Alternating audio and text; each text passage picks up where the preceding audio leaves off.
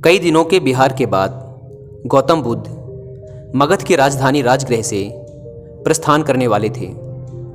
लोगों को जब यह पता चला तो वे उनके लिए भेंट आदि लेकर उनके दर्शनों के लिए आने लगे। अपने शिष्यों के साथ बैठे हुए बुद्ध लोगों की भेंट स्वीकार कर रहे थे। सम्राट बिंबिसार ने उन्हें भूमि, खाद्य, वस्त्र, वाहन आदि प्रदान किए। नगर सेठों ने भी धन, धान्य और स्वर्ण आभूषण उनके चरणों में अर्पित कर दिए। सभी के दान को स्वीकार करने के लिए बुद्ध अपना दायां हाथ उठाकर स्वीकृति इंगित कर देते थे। भीड़ में एक वृद्धा भी थी। वह बुद्ध से बोली, भगवान, मैं बहुत निर्धन हूँ। मेरे पास आपको देने के लिए कुछ भी नहीं है। आज मुझे पेड़ से एक आम गिरा हुआ मिल गया। मैं उसे खा ही रही थी कि तभी मैंने आपके प्रस्थान करने का समाचार सुना। उस समय तक मैं आधा आम खा चुकी थी।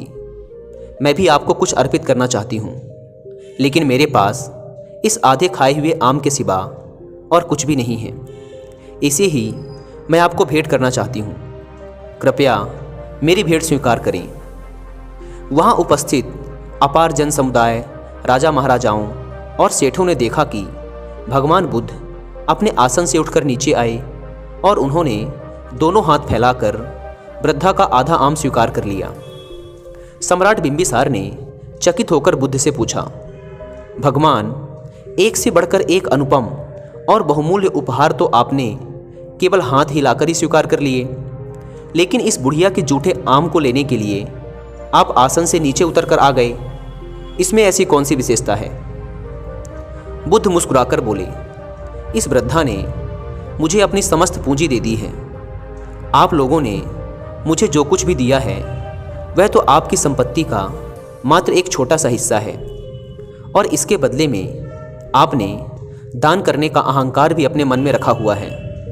इस वृद्धा ने मेरे प्रति अपार प्रेम और श्रद्धा रखते हुए मुझे सर्वस्व अर्पित कर दिया है, फिर भी इसके मुख पर कितनी नम्रता और करुणा है।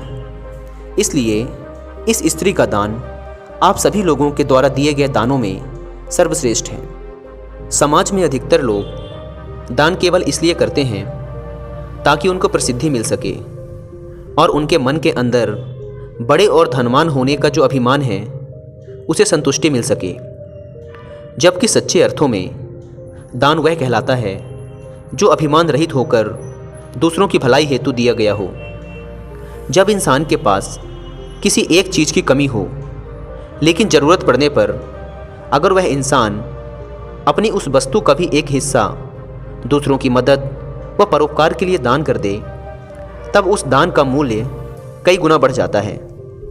क्योंकि अतिरिक्त पड़ी वस्तुओं का बंटवारा दान नहीं कहलाता, जबकि वो वस्तुएं जिनकी आपको भी ज़रूरत है और वे आपके पास सीमित मात्रा में हैं, लेकिन तब भी आप उन्हें दूसरों की मदद के लिए प्रस्तुत कर देते हैं, तो आप सच्चे अर्थों में एक दानी व्यक्ति हैं।